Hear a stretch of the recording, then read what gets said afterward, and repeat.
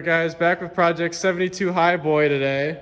And as you can see, you might be wondering why we have the radiator support back on and the passenger side inner fender. They're not even bolted or anything. I simply wanted to put the radiator support on because A, we want to put water through the cooling system soon and see if there's any leaks out of the water pump or anything before we dig any deeper into this.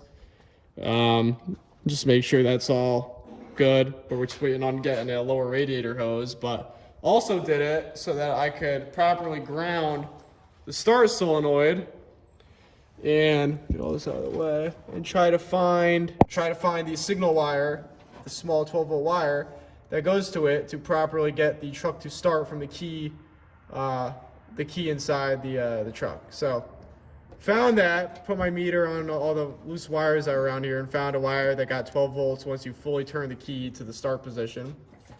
So hooked that up to the solenoid. And then again, the problem was properly grounding the solenoid. So I was like, you know what, let's just put it where it belongs on the fender, because that kind of eliminates a lot of the question marks with that.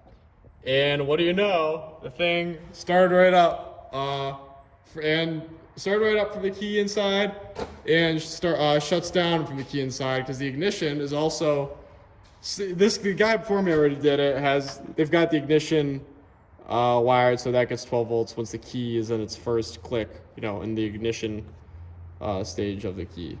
So that's already done. So I'm gonna record starting it from the key inside. It's kind of crazy that it does, but go ahead and do that.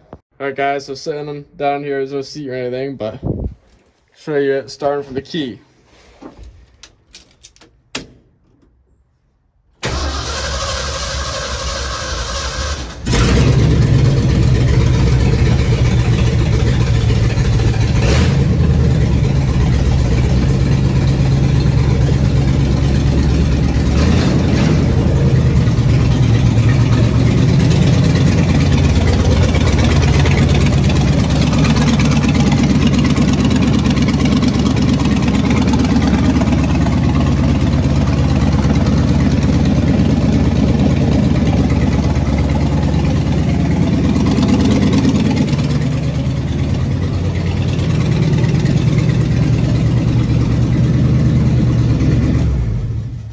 And shuts off with the key. So that's pretty cool. We figured that out. And also, I think last video we didn't have it properly idling yet. I might have talked about that.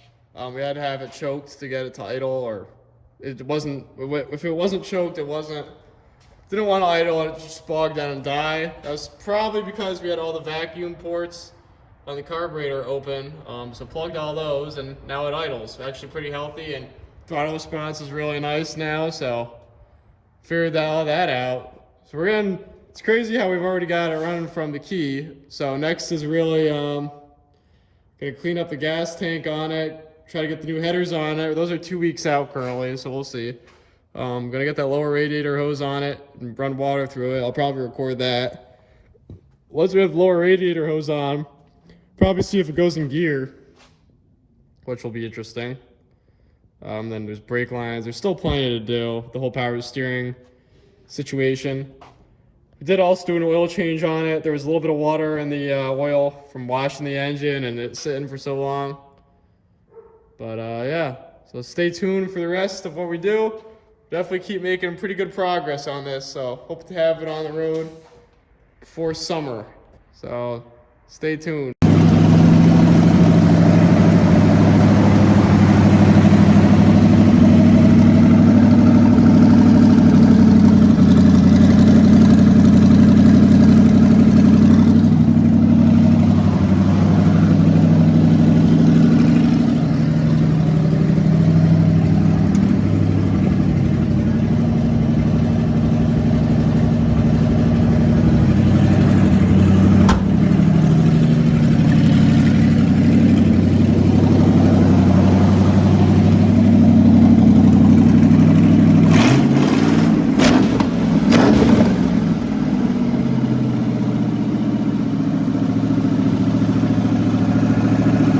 Alright guys, welcome back to the channel today. We are back with Project Highboy today. Not too much has really changed since the last clip. I might have had the front clip on it, or just the radiator, but it was hanging on by like zip ties just so that we could get the thing running with coolant in it and see if there were any leaks in the cooling system. But took that back off because it's really just in the way of everything else that needs to be done with this. And we're currently on the header stage. And the reason we haven't had a video is because I've really just been waiting for my headers to come, because I want to get this whole, I got a whole exhaust kit for it, 3-inch exhaust kit for it.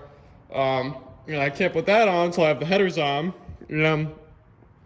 I didn't just get any headers for this. I got these headers from L&L for a 460, of course.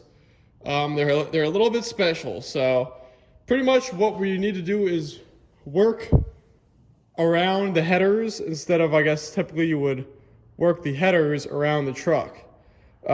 So here's them just kind of sitting in where they need to be. Don't worry, these are getting painted. This is also just like a coat they throw on it. I'm gonna paint it with high temp, so don't worry about the scratches. I just want to get an idea of what needs to happen before I even get them painted.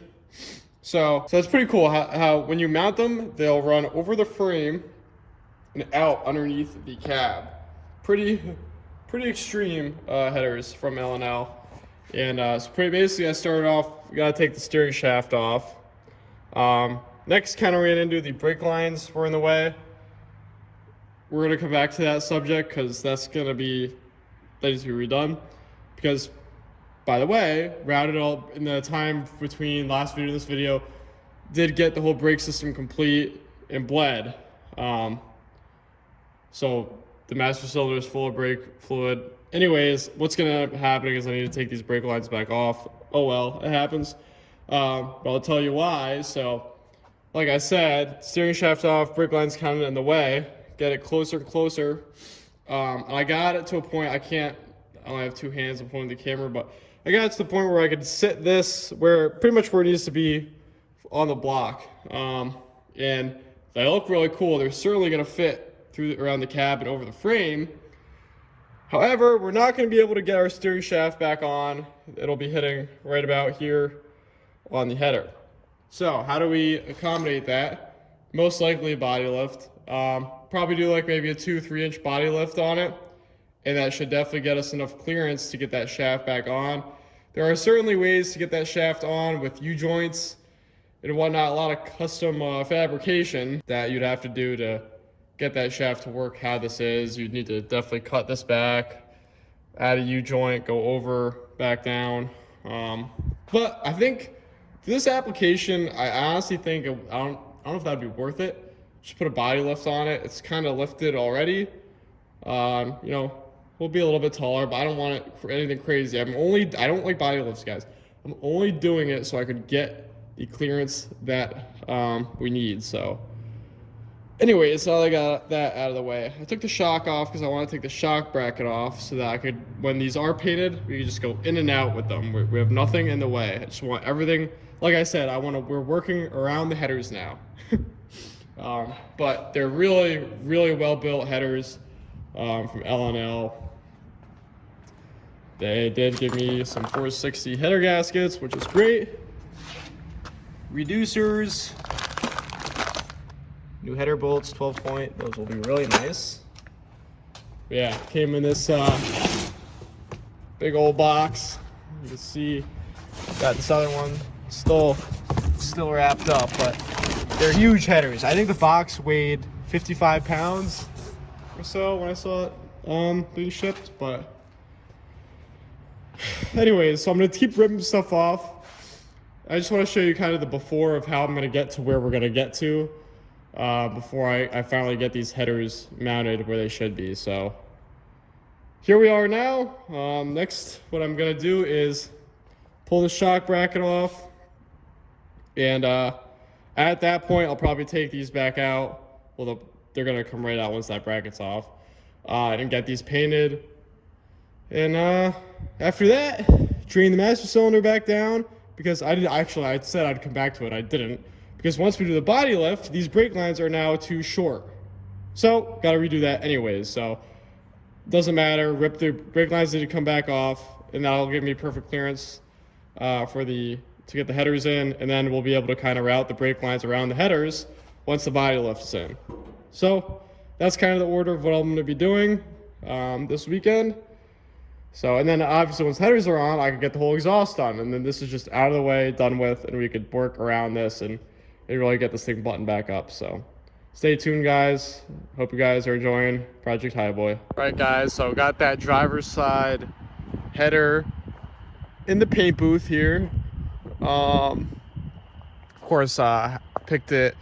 My painting time is on a windy night and in the dark, so definitely helps with the painting process. Half the can probably went into the wind, and the other half got onto the header. But I'm not too worried about this coat. This is just a primer, just to kind of get something on it before I actually paint it.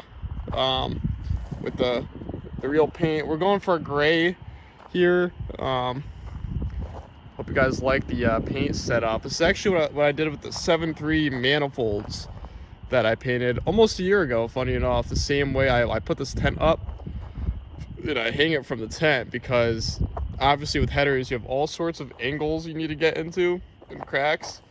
So you can't really lay them down and paint them unless you want to take, 2 days to do it, because you need to wait for it to dry, flip them over. I'm sure there's better ideas that some of you guys probably have, but this is the way I've been doing it, and it seems to work. So got that primer on there, let it dry for a little bit, and we're gonna get that base coat on it. So stay tuned. I'm probably only gonna do this one tonight. Tomorrow, while I end up messing around with this side, I could before I start trying to install this side, I could hit the other side, the passenger side, with primer and paint it before I start.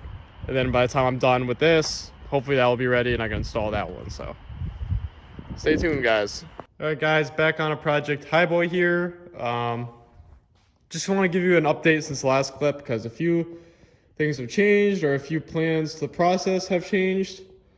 But I want to show you what I did today. So I think I might have mentioned in the last clip. Before I put the headers on, I really wanted to clean up the frame. There's some really terrible welds and patching. I don't know if I ever mentioned, but someone made this cross member for a 7.3 diesel that has a rear sump. That's why that's notched there. And they did make the cross member, but it's like they didn't even complete it.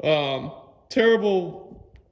I mean, like, for example, I was grinding this for a pretty long time.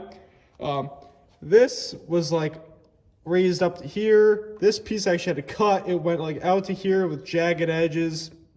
This was like all of it almost just seemed like it was slapped on and not really touched up or finished. So I went over pretty much everything with the grinder today. It might be hard for anyone to appreciate. I hope I showed what it looked like before, but it looked terrible. Like, this makes it look a lot better than it did before. So I really was just cleaning up all the edges, doing stuff that I want to do before I put the freshly painted headers on. So I figured I'd start doing that. That pile of metal shavings should give you an idea of how much I had to take off. But it was extensive, and I'm not quite done yet. What I still want to do before the headers go on is touch up some things with the welder, like something like this. Again, like what? It's very interesting. The guy put this plate here because he did the updated steering box conversion. Great. This isn't terrible. This really, it's unique, but I cleaned it up, and it's not terrible. It seems strong. And then, like, why even try with this, So I'm gonna end up either adding another piece here or just filling this all with weld. There's another piece over here that has weld on it that attaches this piece to this piece. This you can just chip off if you want to do. So I want to re-weld that and fill in any other odds and ends that need weld. This whole front section here was chopped at for the whole diesel thing, so that's why it is the way it is. Some might cry about it. I'm not really in this for a full restoration. I'm just in this to make a cool Highboy. But it's really cleaning up pretty nice. So yeah. So next up, I want to fill in those welds. Then I'm gonna go over this all with the gloss black paint again before the headers go on. So that's really what I did today. So next step is just get the welder here, paint that gloss black. Then came to the so everything's kind of coming along once I've got the headers here, because I can actually think about everything. I realized that, so I got like another sketchy thing. So the guy got these nice L&L engine mounts, and then decided to make his own mounts that actually bolt to the engine. Those are sketchy to say the least. So I got brand new mounts for 460. However, they didn't come with the rubber cushions, which is quite frustrating. You know, I feel like that should be part of it when you buy those brackets, but it's not. So I need to order those cushions, and I want to get those new mounts onto the nice L&L brackets before the headers go on, because those headers are huge, guys. Trying to get to that will be really annoying. And then even if they were on, I could still get to them from underneath, but you're going to need to jack the engine up, and now you're going to have your freshly painted headers possibly hitting the cab. So it's just better to do that before the headers go on. There's a right and wrong way to do it, and I think that's the right way to do it. Lastly, for today, what I did do is I got all of the cab mount bolts out. Luckily, the front ones were not that too bad. They were like brand new bolts. The rear ones, obviously, not snapped off them. Unfortunately, had to take the fuel tank, push it back again, because the heads of the bolts are right in there behind the tank. But that's not bad, you know, just pushed it back a little bit. So the reason why, if you don't remember why I had to take the cab mount bolts out, are because I need to get a body lift for the headers. I'm going to go with the 2-inch body lift, so just kind of prepping it for that. I don't really care about the nuts snapping off the bolts. Gonna need to get longer bolts anyways for the new mounts. So lastly, we'll just be getting the hardware off the bed. We'll see how that goes, but I don't know. Got a good bit done today. We're finally moving in the right direction with this. Before, it was kind of just mess around with it, you know, get it running, you know, laugh a little bit, and I feel like we have a real direction with this now. And just seeing the frame somewhat okay. I don't know. It's weird. It's just refreshing, but we're getting closer and closer, guys. Next up should really be, you know, painting the cross member of the frame, that front section of the frame gloss black. Getting those engine mounts on, headers on, and body lift. And then we should be on our way at that point, because once the headers are on, we can get the exhaust on. So just really chipping away at it. Oh, and let me show you the final product of our headers here. Did a gray on them. Not bad. High temp gray. I think it turned out pretty nice. The cans though, that high temp, I don't know if you guys have ever used the high temp, you know the brand I'm talking about. There's like this one brand that's at every auto parts store. It would clog like every not even every 5 minutes. Every 30 seconds, the thing would clog. Pretty frustrating when you're trying to paint. Other than that, though, it went all right. So stay tuned for the rest of Project Highboy. I'm getting excited for this build. Hopefully, it'll be cruising the streets this summer. So stay tuned, guys. We just gotta wait for these parts to come in, and I'll see you next time. Thanks for watching.